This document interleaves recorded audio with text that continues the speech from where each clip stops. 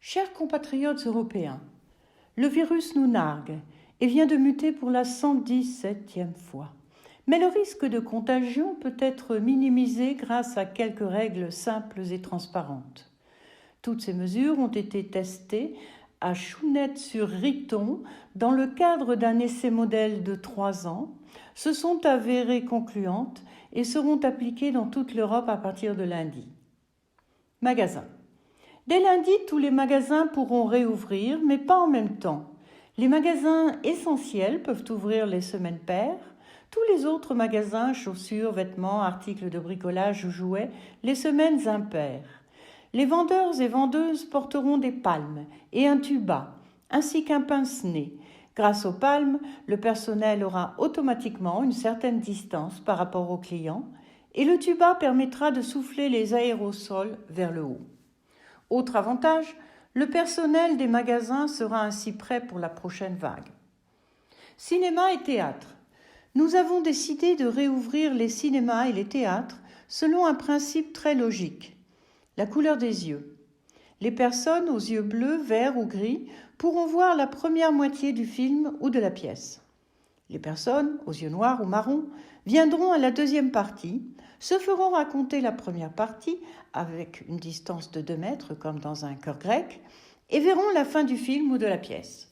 Pendant ce temps, les autres iront se promener et seront de retour à temps pour qu'on leur raconte la deuxième moitié du film ou de la pièce de théâtre.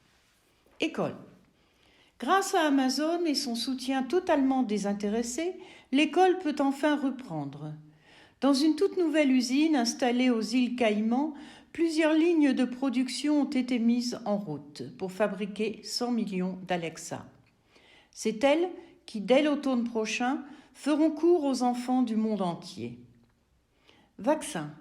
Puisqu'il n'y a toujours pas assez de vaccins pour tout le monde, l'industrie pharmaceutique a réagi au quart de tour. Non, ils n'ont pas augmenté la cadence de production du vaccin. C'est bien plus raffiné. Ils ont tout simplement inventé une crème à base de l'odeur du putois. Cette nouvelle crème pour la douche, parfumée au putois, porte le nom très évocateur de Iltisol, de l'allemand Iltis, qui veut dire putois, avec le suffixe ol pour arriver au jeu de mots Iltisol, et est désormais disponible dans toutes les pharmacies. Cette odeur qui vous précédera tout au long de la journée vous garantit une distance sociale d'au moins 10 mètres. Pour les dames, elle s'est en plus révélée comme un excellent rempart contre les approches sexuelles des mâles.